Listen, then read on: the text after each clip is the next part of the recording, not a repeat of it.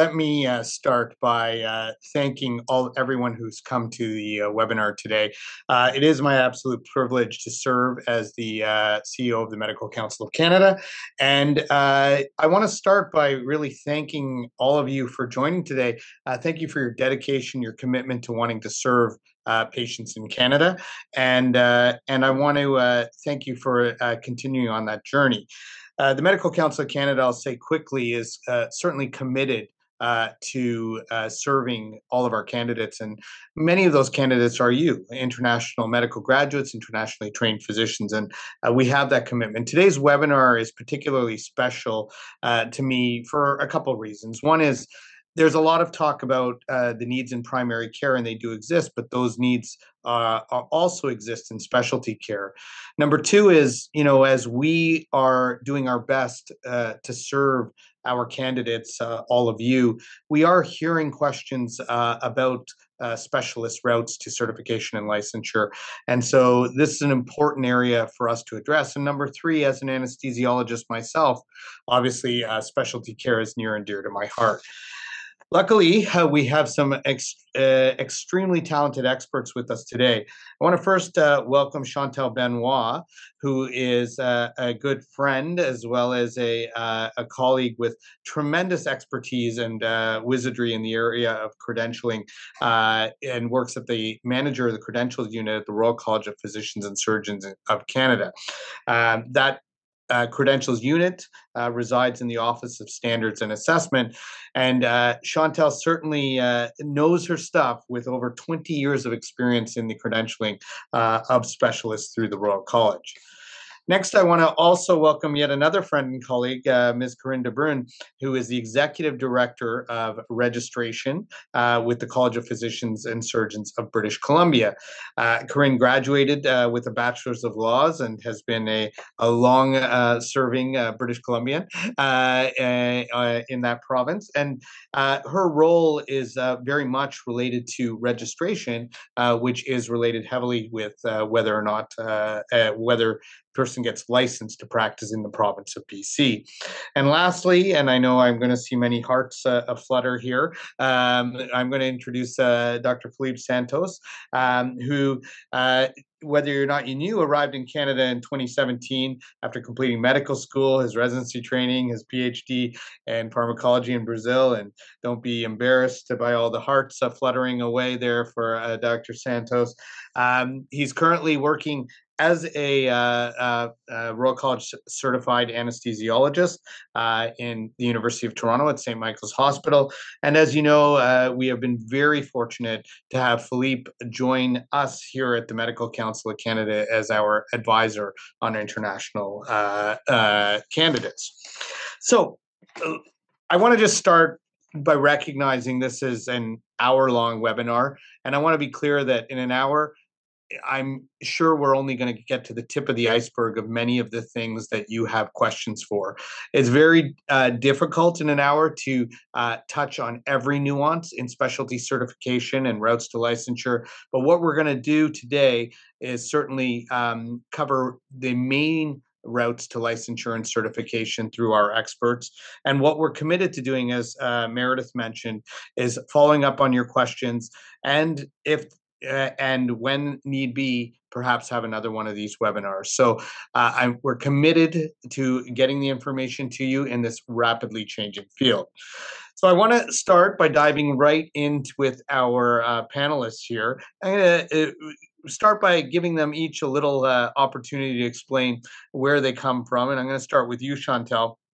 And just ask you, so that we all understand the Royal College of Physicians and Surgeons of Canada, just understand that organization and understand the credentials unit and how you support internationally trained physicians.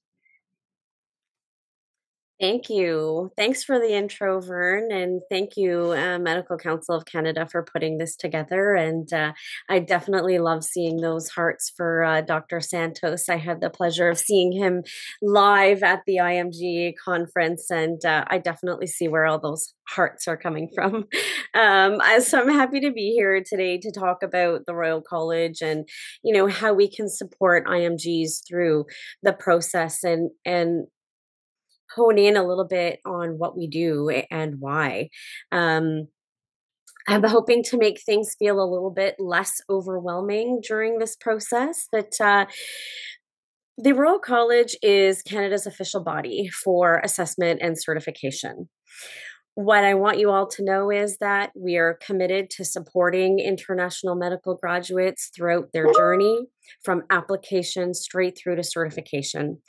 We really recognize the vital contributions that international medical graduates have on the Canadian healthcare system. We want to provide clear guidance on eligibility and application requirements. We offer as much as possible personalized support to help navigate the assessment and examination process. We want to promote fairness and transparency and equity, uh, um, allowing IMGs to integrate successfully into the medical system. Specifically, the credentials unit, my team at the Royal College is responsible for reviewing postgraduate training from around the world to determine whether a candidate is eligible to challenge the certification examination in their chosen specialty and their readiness for certification thereafter. Thanks, Chantal. Now, just so everyone's on the same page, when we talk about specialists in Canada, what does the Royal College, again, for people who might not be in this country, what specialties do they oversee? So we are responsible for all primary and subspecialties, not for surgical and medical specialties, not family medicine. So that's an important point for all of you to know. And I did see a few things in the chat there about family medicine. We are not responsible for assessment and certification over family medicine. We would definitely send you over to our colleagues at the College of Family Physicians of Canada. And they do also recognize and have routes to certification for family physicians. Sure. And so, somewhat unique in the world, I know, maybe 4 or 5 jurisdictions, all of the specialties live under the roof of the Royal College of Physicians and Surgeons of Canada. Yes. Mhm. Yes. And Chantal, as we are going to move on to our other panelists, you've mentioned many times certification. From what is the difference really between certification and licensure? So, what happens at the Royal College versus an actual license to practice? I'm glad that you mentioned that because we want to clarify early on the difference between certification and licensure because they sound similar, but they serve very different purposes. And it's a common source of confusion. It's something that we see daily. We, the Royal College, are handling examination eligibility and certification. That means we are assessing training. If deemed comparable, you're getting access to the national exams and then leading to certification. Licensure, on the other hand, is what gives you the legal authority to practice medicine in a province or territory. That is handled by the provincial medical regulatory authorities. So, for example, I'm going to use BC since we have Corinne on the panel today. If you want to practice in British Columbia, that's in the hands of the College of Physicians and Surgeons of BC. So you would be applying through them for a license to practice in that province. Well, since you brought in my colleague Corinne, I guess we should go to her and really just jump on that, Corinne. So, how do you interplay with the Royal College of Physicians and Surgeons in Canada? So now I'm a candidate. I'm done the things that Chantel's asked to do, but how does the College of Physicians and Surgeons of British Columbia look to the Royal College to make those licensure decisions? Yeah, great question, Varen. I think the key is that for us as a jurisdiction, and I would just want to emphasize that in each jurisdiction it's different. So it's really important for the attendees to know that if you're looking for a route to licensure, make sure you look at each province and territory because some things are the same and some things are not. But really what we do is we look to the Royal College and say, okay, what are they assessing in terms of education? What kind of routes do they have to assess that? And would we accept those routes as making a physician who meets that requirement with the Royal College in terms of that credentials assessment?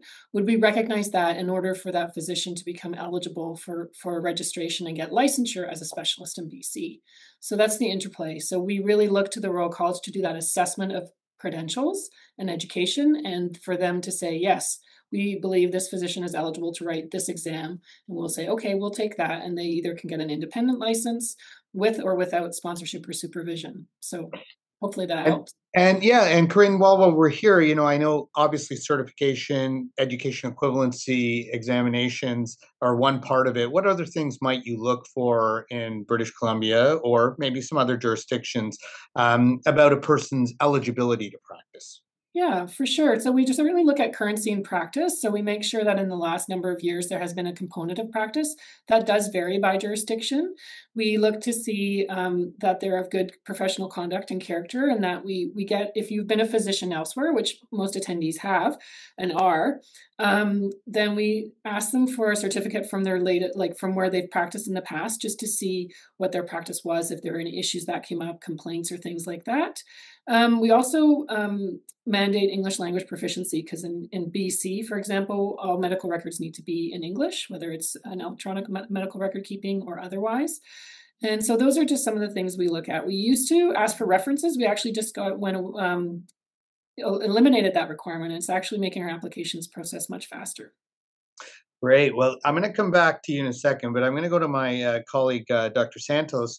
Philippe, you've heard Chantal describe the Royal College certification, a pathway to licensure, and we've heard about one jurisdiction in British Columbia, and Corinne has correctly articulated that things are a little different from province to province. But as a person who helps IMGs navigate some of this, are there any other emerging routes to licensure for specialists that you know of in the different jurisdictions? Yes. So I think what people find most confusing is really understanding that dynamic between certification and licensure, and the fact that we have 13 different provinces doing licensing very differently with different criteria. So yeah, one of the processes is, the practice eligibility route that Chantal was mentioning is a route to certification for you to become recognized as a specialist and have a certificate from the Royal College, an accreditation, a certification that you are licensed to that you are capable and you pass examinations, you're certified by the highest body that certifies specialists in Canada. But it's national. So that certification works for all the provinces, but it doesn't automatically reflect into licensure. And what happens is the provinces will look to that process, and each province might look to that process in different phases. So some provinces might look at the very end when you're fully certified by the Royal College, but some other provinces might look at earlier stages in that process. So it's a 4 to 5 step process. So there is, when you ask me, are there other pathways? There are many pathways that derive from the PR, and it's in different stages. So, Nova Scotia or the Atlantic provinces might look at an earlier stage, Ontario in the middle, BC, Saskatchewan, Manitoba might look a little bit later on the process. And ultimately, all the provinces would accept if you have the full certification of the Royal College and you have the full certification of the Medical Council of Canada. Aside from that route, briefly, there are other pathways, such as academic license, and in some provinces, there are specific licenses you can apply for that do not depend on this assessment pathway of the Royal College, such as applying for a practice-ready assessment as a specialist in Alberta, Manitoba, or Quebec, or a special license, for example, in New Brunswick, which you may be able to be eligible for.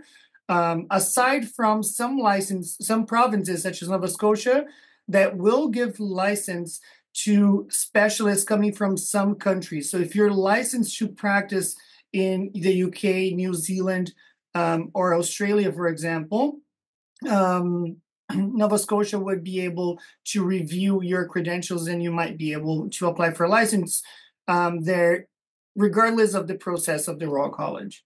So we'll come back to that in a second, and we do have questions coming in fast and furious, which is wonderful. I'll remind audience members, it's very difficult in an hour-long webinar to comment on individual cases, and in your chat, you'll see directions of contacting the Royal College directly or other resources.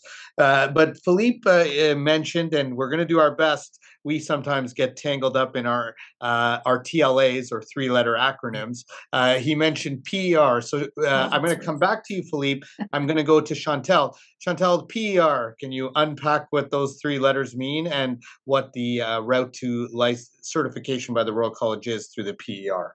Yeah, for sure. So the PER is the practice eligibility route. And it's a route to certification that evaluates the credentials of international medical graduates and provides a process to ensure that they are certified and supported and adequately prepared to serve patients in Canada. The Royal College, and I think this will address a lot of the questions that are coming through in the chat, we recognize specialty training worldwide under this route. So I see a lot of questions about, I did my training in Nigeria, can I apply? I did my training in Lebanon, can I apply? The answer is yes.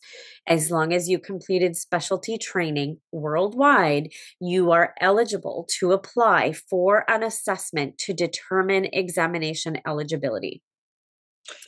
Our role is to make that determination by saying, yes, either you're examination eligible, and if not, what needs to be completed in order to become eligible. Okay, so some of what you're getting at is the realities of breadth of specialty. So, I'll use my own specialty of anesthesiology. In Canada, we do a lot of chronic pain as part of the anesthesiology specialty. What if I'm from a country that maybe doesn't do chronic pain as part of its specialty training? So through our role in assessing the postgraduate training that IMGs have completed, we're looking for substantially equivalent. We recognize that training across the world is not going to be exactly the same as the training that is received here in Canada. So we are doing an in-depth evaluation of the training that IMGs have received, understanding that it's not going to be exactly the same. So what we say is substantially equivalent. So maybe most, but not all of the training has been completed. So we're looking for two different things. We're looking for length of training and content of training. So when we talk about pediatrics, for example, being 4 years in Canada, that is the one piece that's non-negotiable at this point. So candidates have to have 4 years of training in pediatrics, but what there may be some flexibility in is the content of that training within. So we're looking for substantially equivalent. And Filipe, you had some comments around this question as well. Sorry, I was muted. Sorry, I just want to briefly touch on a very common question that I get from internationally trained physicians all the time. The Royal College, when they do the assessment, and Chantal, please correct me if I'm wrong, when they do their assessment for training under the practice eligibility route, they are assessing your training. They will not look at work experience. They are not responsible for currency of practice. They're not looking for English proficiency. All these might for sure will be important when you're looking for licensure.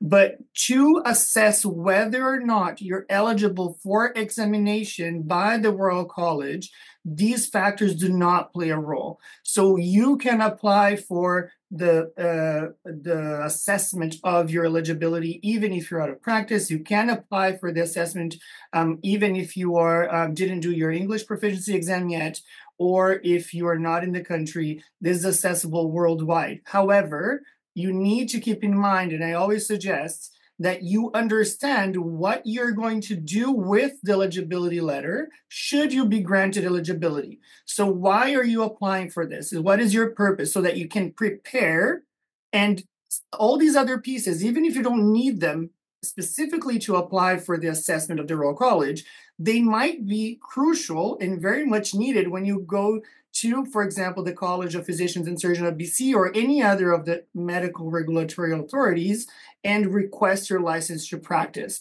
And that certification, that process that you do at the Royal College does not automatically translate to license. And that is a very common misunderstanding. Same with the LMCC. A lot of people think that after they pass the QE1 and they get their licentiate of the Medical Council of Canada, that will translate into licensure. It may, depending on your situation, but it does not automatically. Chantal, do you have any comments to Filipe's comments? No, I think I want to say thank you for mentioning that. It is very important to note that yes, we are strictly looking at postgraduate training towards examination eligibility, and review of anything else is not in the role of the Royal College. So Filipe is starting to unpack the interplay between Royal College certification and licensure. I'm going to come back to you, Corinne. So now, we see that there are elements to licensure, again, jurisdictional specific language, plus minus LMCC, plus minus. There's often the question, though, that, here I am, I have my Royal College certification, Chantal has given me eligibility, I've written my exam. For licensure to occur for an IMG, does a person require a job in the health authority or in the province prior to licensure? Or is that an enabler for licensure? And again, recognizing just BC is what we're talking about with you, but even if you have information from other jurisdictions. Yeah, for sure. I think that in many jurisdictions, if you're an internationally trained physician and you don't qualify automatically for a license without sponsorship and supervision, which is generally the case, you will need the sponsorship of like a health authority, which is the body that is responsible for employing physicians in the healthcare system. Sometimes it's just hospital, sometimes it's acute care settings and community. And so in BC, generally you do need a job. We have an organization called Health Match BC that lists a lot of jobs that are out there, and also individual health authorities list jobs. So don't let that be a barrier. Like even if you start the process, like Filipe was talking about, there's all these pieces, right? Like it's not just the Royal College assessment of training. There are all these like currency, like connect with the jurisdictions you're interested in, figure out what you need in the big picture. One of those pieces will likely be a Royal College like assessment through a route. But also figure out, do I need a job sponsor? You can find out, like in BC, we issue what we call a preliminary assessment. It tells you exactly what your licensure, you're going to be eligible, but you're going to need to do A, B, C, D, and E. And oftentimes that includes having a sponsorship letter, which means you have a job offer from a health authority. Right. And again, just so clarity for people on the call, sponsorship is equivalent to a job offer, is essentially. Exactly. You're using the words Thanks for clarifying. Similarly. And Filipe, you're helping a lot of people through this. So let me ask a difficult question. Job offer first or Royal College eligibility first? So it depends a lot on the province. So usually you need a job offer first, okay? But there are exceptions. So for example, if you're from an approved jurisdiction, which includes around 29 jurisdictions, if I'm not mistaken, Chantal knows better, that the Royal College recognizes their training as equivalent. And it's important to understand that this equivalency is not only by country. So we say 29 because it depends on specialty, depends on year that you completed your training. So it's very specific. This document is live on the Royal College website. If you did a training in one of those specific jurisdictions, some provinces like Alberta might give you a licensure before your job offer. But typically for IMGs that are not from approved jurisdictions, you will require at least 1 year of supervised practice as the most responsible physician. So it's very different, just to clarify again, because this is a very common misunderstanding. One thing is supervision, like a distant supervision where you are a most responsible physician. The way that supervision looks like is that usually the supervisor will do some chart reviews every 2 or 4 weeks and report back to the medical regulatory authority of that province, but you are independent in the moment of doing the management, diagnosis, or assessment of the patient.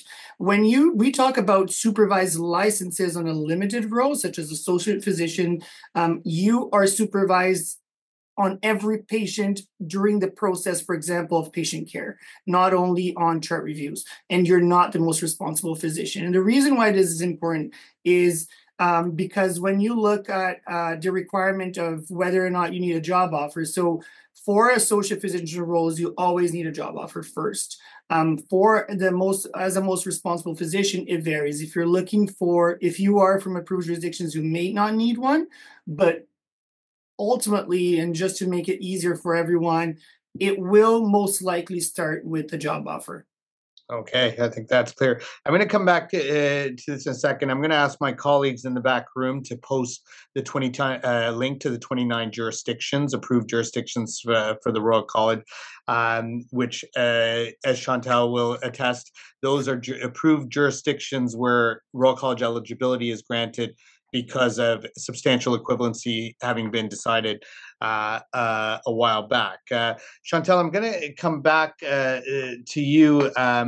One is just to say a word or two about the approved jurisdictions, Yep. And then also some recognition of what happens after exam eligibility and examination to become a fellow of the Royal College. Okay. So to give you a few points on the jurisdictional route, as Dr. Santos mentioned, there are 29 international jurisdictions that the Royal College has deemed as recognized or approved for application through. But the training has to have been completed within that jurisdiction, within the approved time frame, and within the approved specialty. So those three things are the most important to remember, and that information is found on the link that will be posted in the chat. We still have to conduct an assessment of training on that. So examination eligibility is not granted solely on the fact that the training was completed in that approved jurisdiction. So we're still looking for those same things of length of training and content of training. So we're still doing that deep dive to make sure that all of those elements have been met and that the training is substantially equivalent. With the jurisdictional route, once a candidate is successful at the examination, certification is granted, and candidates are invited to be fellows of the college. There is a difference with the practice eligibility route. With the practice eligibility route, upon success at the exam, we do require 2 years of practice in Canada to be completed prior to certification. So success at the examination, 2 years of practice in Canada. Once that is confirmed, we then grant certification and invite candidates to be a fellow of the Royal College. That's great, Chantal. I'm going to stay on jurisdictional route for a second, but I want to just clarify one thing. You mentioned again checking content and length in specialty training. So what if a person is 6 months short? But how do they close that gap, or how does your office help them identify to close that gap? So if we notice that training is missing and there is a gap, we will specifically indicate what that is and point to that section of the requirements so that it's very clear what the person has to go and do in order to then be eligible. In a lot of cases, docs come here and do start a fellowship or do other training in their own countries of origin. So I think it's important to also note when you send in that application, we want to know everything that you've done because it is possible to look at some other things, research years, fellowship years, subspecialty training that may be able to close that gap if there is one. But if we've taken everything into consideration and there is a gap, we will then send you off with a letter that indicates exactly what that training is that should be completed. And that training can be completed either in the country of origin, in Canada, in the US, in one of the 29 international jurisdictions as well. All right. Now you've dropped a few key words there. I'm not going to let those bypass, like fellowship. And I'm going to come to Dr. Santos in a second. I know he's got his hand up there. I'm going to go to Corinne for 1 second before we leave jurisdictional routes, because BC is talking about things. Certainly, colleagues just one province to the east of you are talking about jurisdictional route. Chantal has mentioned jurisdictional route, which we posted in the chat, deems if training is equivalent, that the person is automatically eligible for the Royal College exams, but other changes are coming based on those jurisdictions. So Corinne, sorry, can you comment on some of those changes that are being discussed or in motion? For sure. So I would just say that currently out for consultation, we have proposed bylaws that are out for consultation till the middle of September, and that would come into effect closer to the end of the year.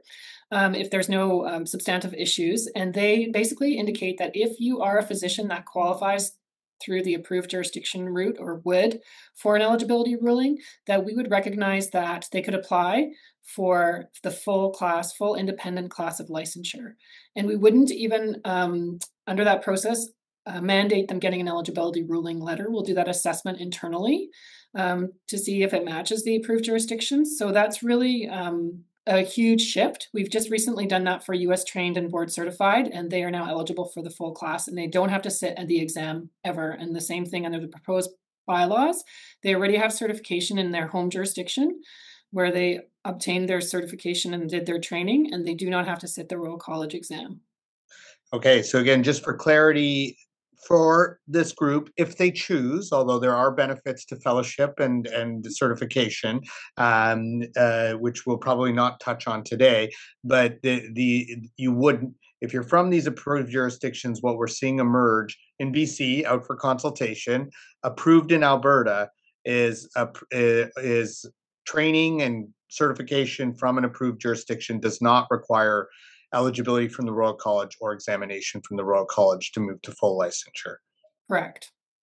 And just because you, again, dropped a few keywords, so I haven't forgotten that fellowship one, we're seeing a surge of interest from our colleagues in the US. Could you comment first on BC about US interests, and also, while I know, and I won't hold you to it, I know you can't speak for the other provinces, certainly some, I'd say some general consensus around approaches to the US, if you can, across the country.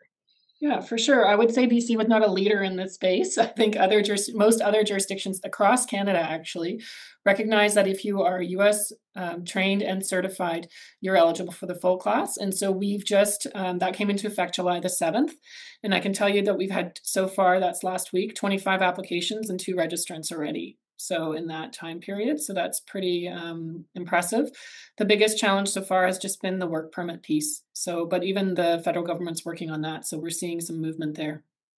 Yeah. So essentially, we're seeing the emergence across Canada of essentially reciprocity, or one-way reciprocity, I'd say, for U.S. Licensed doctors to come across. And just to know that certainly the Medical Council of Canada is working hard with the federal government around the bottlenecks in immigration, which I think is what you're outlining as one of the larger challenges.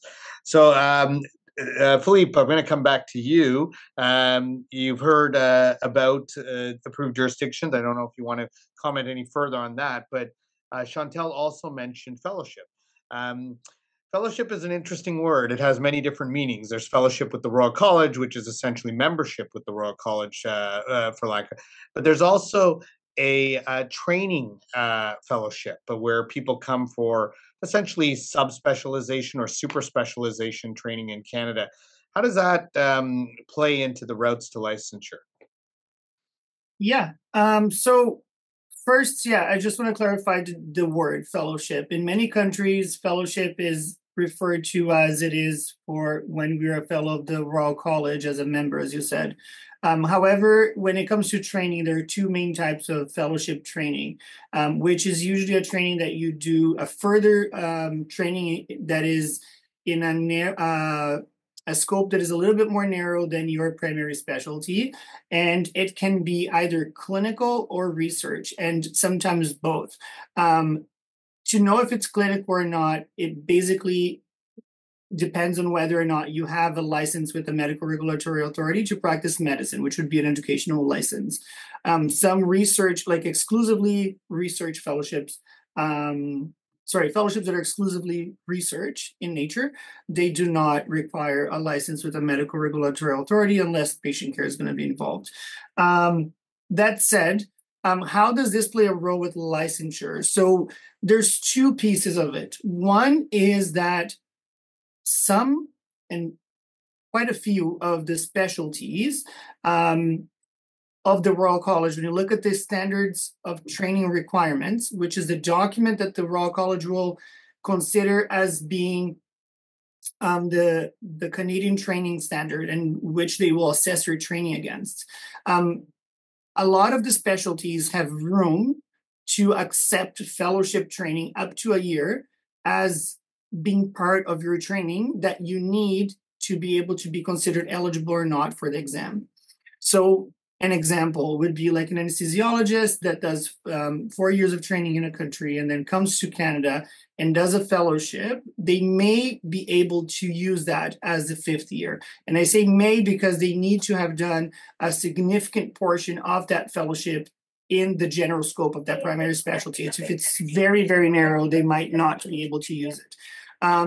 And then people get really confused as whether or not they can use that year as well as practice, because Chantal just mentioned that to go to certification, you need to have 2 years of practice in Canada, and sometimes you can use 1 year of fellowship.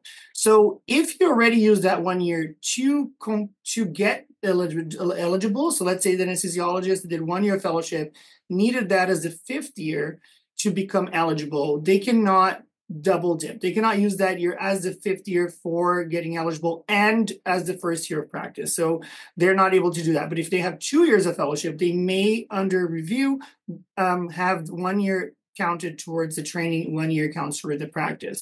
So the fellowship has played a very important role in getting IMG's licensed or ITP's licensed, internationally trained physicians licensed in Canada, because not only it has helped a lot of people achieve the time in training that they need to be exam eligible by the Royal College, but it gives you a transition to practice in the Canadian healthcare system. It gives you reference letters from Canadian physicians, and it puts you in contact with your specialty network in the country, which really increases the chance of job opportunity significantly. And as we talked before, the job offer is very important for the medical regulatory authority to be able to grant you that supervised license you will need for the first or between 1 to 5 years, depending on what's the route Well, you pick. you've said a mouthful there, Filipe. So now I'm going to really put you on the spot. Sorry. Before I asked you Royal College eligibility or job offer, now I'm going to throw in another onion into the mix here. Royal College eligibility, job offer, or fellowship opportunity. Yes. So fellowship, I think it starts, if you can, you should start with the fellowship. The reason I say that is because it is very difficult to transition directly to practice, even if you're excellent specialist back home. I say this as coming here after I had already 4 years of independent practice in Brazil as an anesthesiologist. And during the transition to fellowship, it was tough. There's a different culture, different healthcare system. For me, I had never practiced medicine in English. I had to learn a whole new vocabulary. So there's a lot of challenges and sometimes unforeseen, like people that are not here do not understand the challenges they will face until they get here. So a fellowship is a supervised training period where you will have more guidance and more support, and you will come out of that fellowship way better prepared to go independent into practice in your specialty. On top of that, I believe that a lot of the ITPs do not fulfill the requirements of the Royal College until they complete a fellowship. That is not necessarily the case. I'm just saying that there are many internationally trained physicians that maybe are not eligible before they do a fellowship, and they might be eligible after doing a fellowship. So maybe if you can't get a job offer, or if you're not being successful on your practice eligibility route application, you may, in many situations, be still eligible for a fellowship, and that might be a stepping stone towards independent licensure in the future. And let me just ask you, Filipe, before I go back to Corinne and Chantal, where does one find these fellowships, or where be these fellowships? So there's two things that are really important about fellowships. A lot of people say, I saw some people in the chat saying it's expensive. So first of all is that there are funded and non-funded fellowship positions. So some of the fellowship positions are not funded, requiring you to have a sponsor. When that happens, it usually is a governmental sponsor back home. So some of the countries have programs where they will send physicians to get trained here, and those countries will financially support them with salary, and also sometimes with agreements between the universities that might include financial agreements. But aren't they expected to go home after? Yes, so they wouldn't be able to do licensure here. They're expected to go back home. But I'm just saying that the difference between when When internationally trained physicians are looking for those fellowship positions, they may see some that say that they require sponsorship or they're not funded. That's what it means. Okay. Now, if you are looking for funded positions and you need to see, that means that you will get a salary. So many of the fellowship positions are funded by the groups or the hospitals or by different entities, and that means you'll get a salary. And where to find these? So usually my recommendation is that you go to the departmental website of your specialty in the Canadian faculties of medicine. So an example, let's say you do nuclear medicine and you're looking for a fellowship. Log into University of Toronto, look for the Department of Nuclear Medicine. Look there for the educational opportunities. Then you go to University of Ottawa and go to the big universities, because all the fellowships has to be linked. They must be linked to a postgraduate medical education office. And these are at the faculties of medicine. So all the opportunities are linked to universities. And if you go to the department of your specialty in those universities, the fellowship opportunities are usually listed there. And just because I know people are joining in and out and may have missed it, what about research fellowships? Do they benefit in getting licensure? And I know you said it before, but I want to make sure, because often you see a lot of research but not clinical fellowships. You got to be really careful with research fellowship if you're looking to have a license to practice clinically in the future. The reason I say this is because while you're doing research, if you do not have a license with a medical regulatory authority, you are out of practice. Even though you're doing research in a specific field, you're considered out of practice. If it's at 1 year, it may not impact you in the future, but if it's 2 or 3 years, it might start decreasing your opportunities for licensure in the future, because when you go to apply to a medical regulatory authority for clinical practice license, they're going to want to know when was the last time that you were practicing clinically. And doing clinical research does not qualify as clinical practice. That said, in some very few, and I want to highlight, if it's Chantal here to underscore what I'm saying, very few exceptions, but there are some exceptions. There are a few specialties that recognize research fellowship to count towards the training requirements of your specialty. So there may be, for example, a physician that did 4 or 4.5 years of training abroad, that if they do a accredited research fellowship in a Canadian university with the postgraduate medical education office, with the certificate of completion and a letter from the research investigator, principal investigator, outlining the details of that research, and it's in the same line of your specialty, the same field, in some specialties, the Royal College may consider that training. So the reason I say this is because I've seen a lot of internationally trained physicians miss out on opportunities, including being eligible for examination,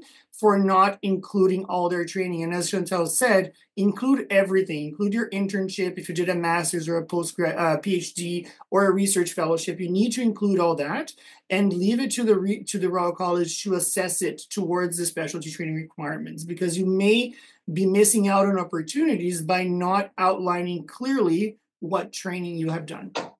Wonderful. I'm going to come back to Corinne, and just before I do, I see some wonderful chats and wonderful comments, and too many hearts for Dr. Santos.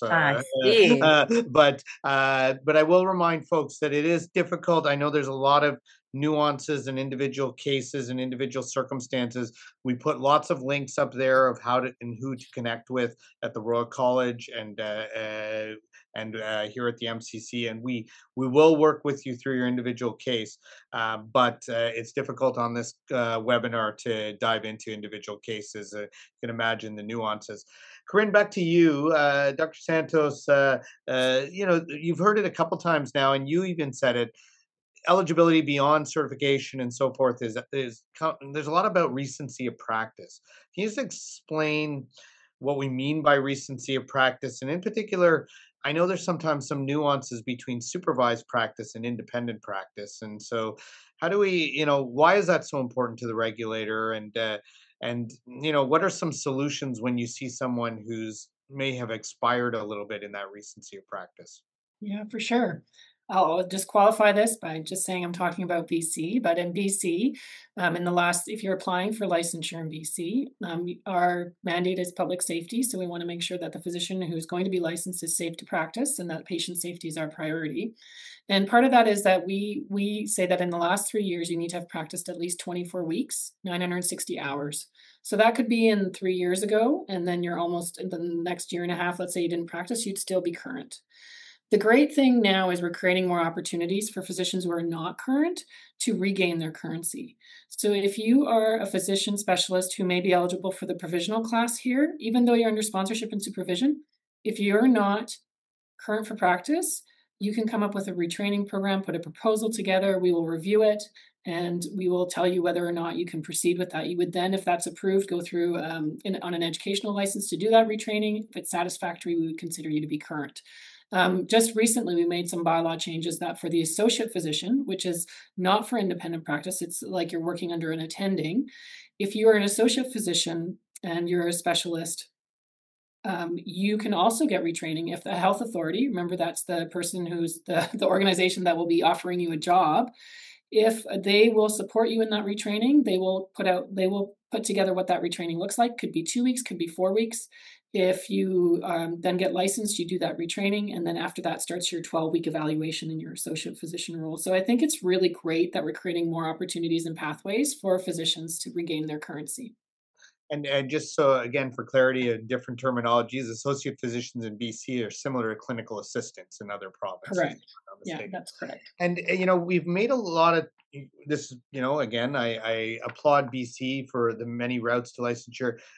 Practice ready assessment, I know, is a strong program in BC, but for specialists in BC, currently not the case, if I'm not mistaken.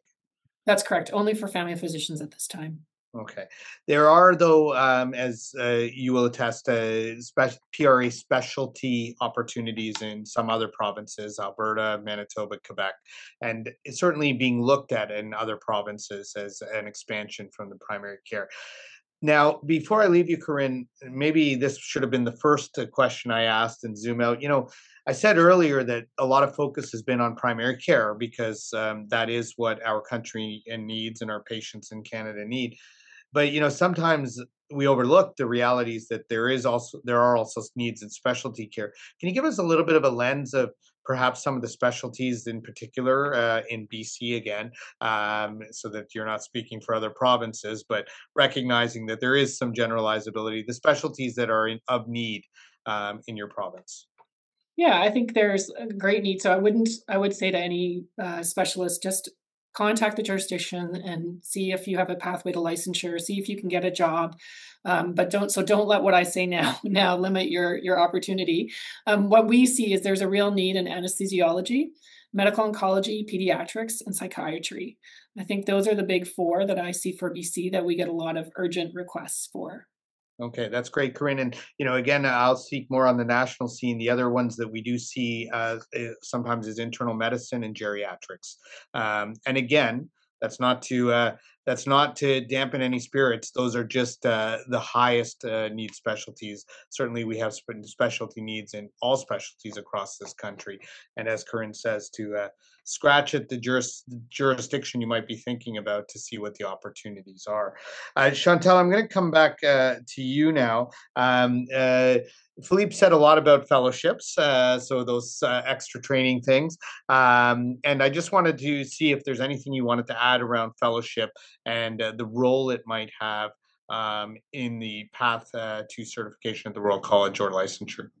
Yeah, I mean, you really did a really great job on summarizing what fellowships mean to the Royal College and how important they can be in two different areas. And one of those areas is any potential gaps in training that are missing. So those that are in fellowship training positions in Canada, I would definitely make sure that we know about those when doing an assessment of training, because as Felipe said, oftentimes we can use those to fill that gap. And we also talked a little bit, or Dr. Santos talked a little bit about those fellowships being able to be considered against one of the 2 years in practice in Canada that we require for the practice eligibility route. So in some cases, when the specific criteria is met for a fellowship, we can consider 12 months towards one. So one of those 2 years of practice from a fellowship.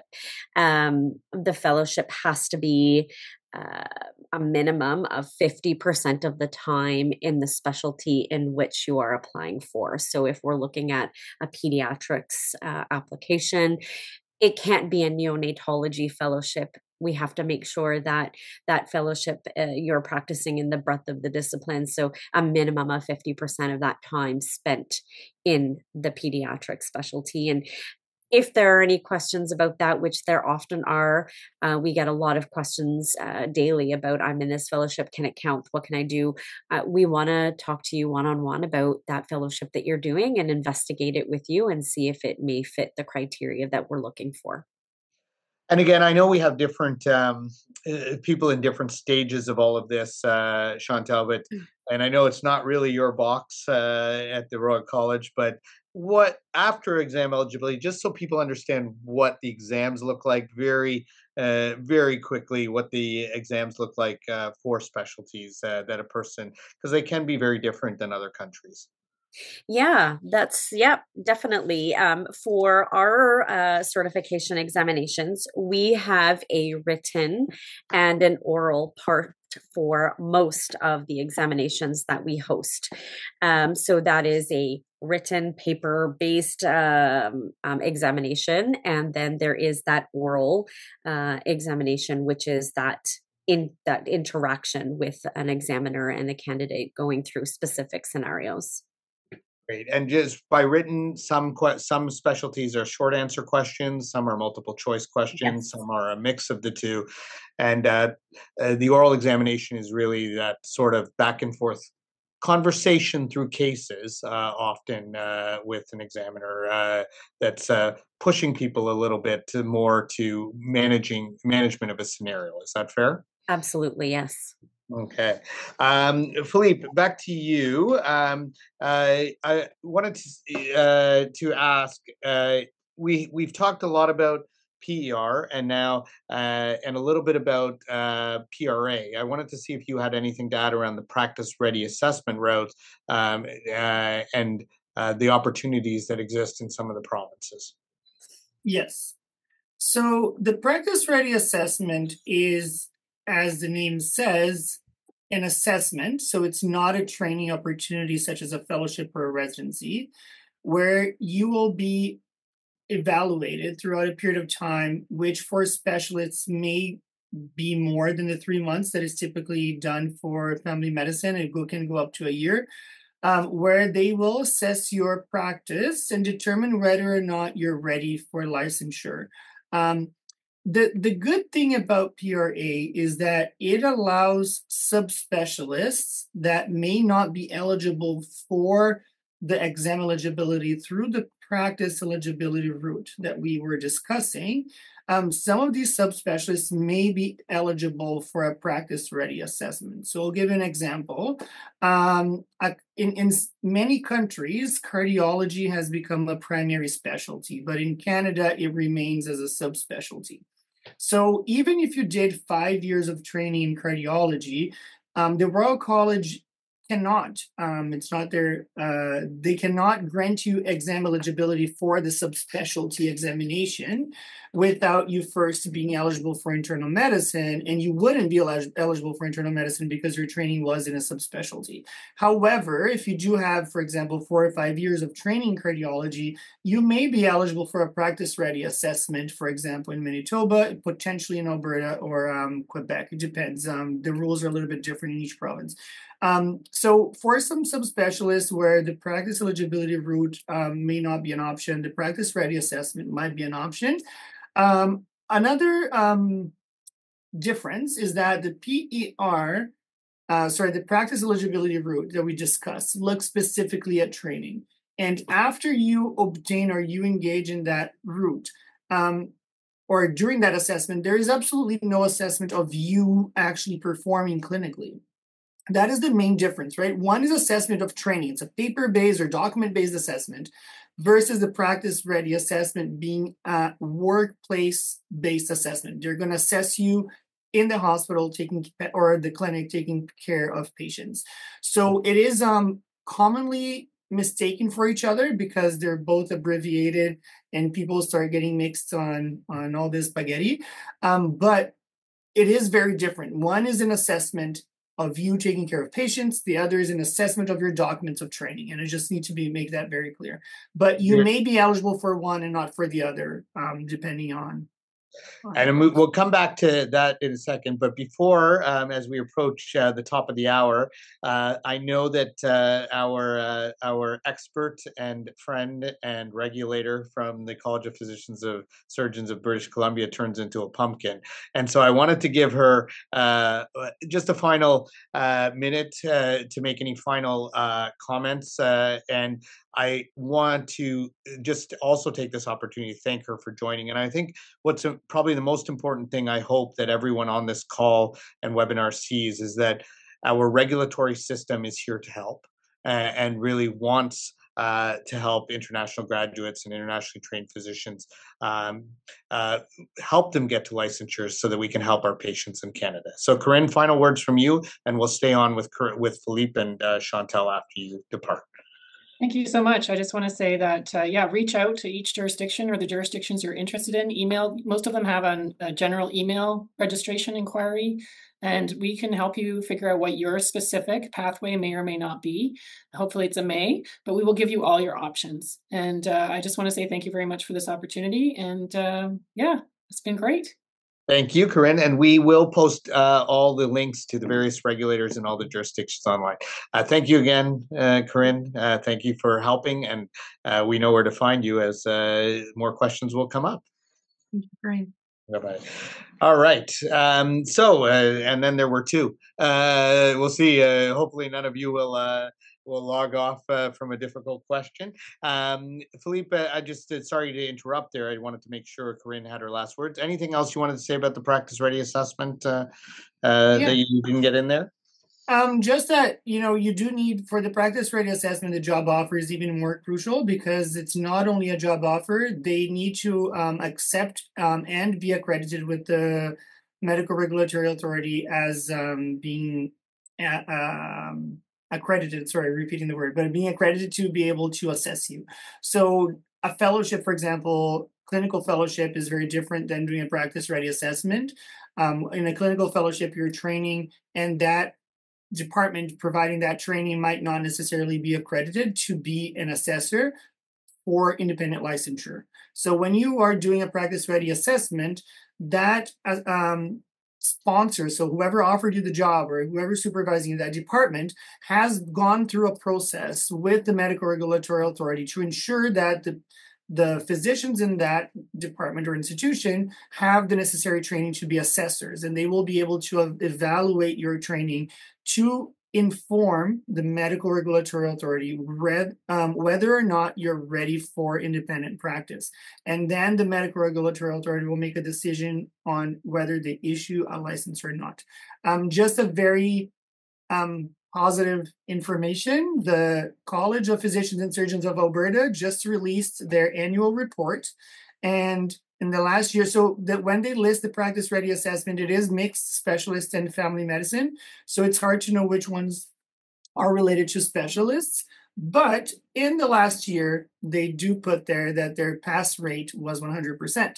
So they do a very good job in selecting the people they're going to assess. Doesn't mean that the assessment has no purpose. It is a very strict assessment, but because there are not so many job opportunities, if you do meet all the criteria that is necessary to get that position and you're selected, you are very likely to be prepared, and they also have support mechanisms to make sure that you are in a good position to succeed. So it is a very positive number to look at. All right. Well, as we're starting to wind things down, Chantal, I'm coming back to you. luckily we've worked together for many years, so I know how passionate you and your unit are on helping IMGs within the standards and guardrails that you have at the Royal College. Final words to you about how to, and we've heard about sending everything possible, but any other final words of advice about how to be successful in achieving that Royal College eligibility, which is so coveted by many, so that they can again move forward in the pathway to licensure? Yeah, I think my first thought would be you don't have to do this alone and you're not in it alone. So we want to be there to support you, as I said at the very beginning, from the time of application right through. It is our goal to give you the best experience and provide you the best information that we can right from the very beginning. So I think it's really important to contact us early and often to make sure that you have the information you need. What route is the best for you? And once you know that, what is really important for you to get together before you apply? Um, Make sure that you look into the province that you want to work in to make sure that you know what the requirements are there, because as we've heard, they can all be different. So I think the better prepared that you are from the very beginning, the better off you'll be through the process. But again, we are here to help you through it, through every part of it, right through till certification and beyond. Wonderful advice, Chantal. And I'll just add, you mentioned so many different interplays, your specialty, the jurisdictions, different routes, and this is exactly why, as Filipe says, the spaghetti needs a little untangling. We certainly are committed, like the Royal College, to helping untangle that spaghetti, and we certainly have resources on our website, including a book authored by an unknown author named Dr. Filipe Santos that helps a little bit with that. So, Filipe, I'm going to come back to you now and ask, as you hear Chantal's words of advice, and certainly I know you can amplify all the things she said, but any other words of advice for all these specialists on the call? Yes. I think that spending some time to get familiar with the terminology and the process before you start investing time studying or paying fees for examinations or assessments. Understand where you're going. Have a clear path between where you're now and where you want to get. I find that the physicians that get most frustrated with the system are physicians that are usually attempting things kind of randomly. So they're signing up for the QE1, requesting assessment for training with the Royal College, applying for practice ready assessment without really understanding where they want to get. And sometimes they do not need a specific step or a specific document, and then they're wasting limited resources because all this will cost money on documents or on steps that are not needed. So understand first where you want to get and where you want to go. Understand the difference between some of the terms that might be confusing. So the difference between certification and licensing, the difference between what's internship, what's residency, what qualifies as postgraduate training, what doesn't, what is independent practice, what is not, the difference between a supervised license when you're not the most responsible physician and a supervised license when you are the most responsible physician. Having this basic understanding early on will allow you to better detangle the process and see what's best for you. Well, thanks to both Dr. Filipe Santos and to Chantal Benoit. Let me close just by saying a couple things. One is that we know we don't necessarily have all the answers, but we are actively working to untangle the spaghetti and make things more clear, as well as to simplify processes. Long and short is we're here to help as much as possible. And so even if you've been to our websites, even if you've been to the Royal College or the College of Physicians of BC or the Medical Council website or any other regulator website, I encourage you not to make it a one and done visit because, as I'm sure all our panelists will agree, things are changing rapidly in this field. And so, our commitment to you is to keep bringing that changing information in front of you. And we're committed to continuing to have webinars like this and to be open to your questions and your answers and do our best to respond. Now, we said a lot in a short hour and 6 minutes, so you may need the opportunity to kind of rewind some of this and have it play out a little bit slower so that you can understand whatever it is that came out today that might apply to you. And so we'll remind you that you will get a recording of this webinar that you can play at half speed or quarter speed so that you can get all the nuances of all the things we talked to. And if for no other reason you want to watch it again is to watch all the hearts and thumbs up that's streamed by Dr. Filipe Santos every time he talks, which will make no which will certainly warm the cockles of his heart. So with that, I want to thank everyone for taking the time today, particularly our panelists, Ms. Corinne de Bruin, who had to leave us a little bit earlier, Ms. Chantal Benoit from the Royal College of Physicians and Surgeons of Canada, and Dr. Filipe Santos, all colleagues and friends, and all working hard for you, international medical graduates, internationally trained physicians, all of our organizations. Thank you again for your ongoing dedication and commitment to trying to serve patients in Canada.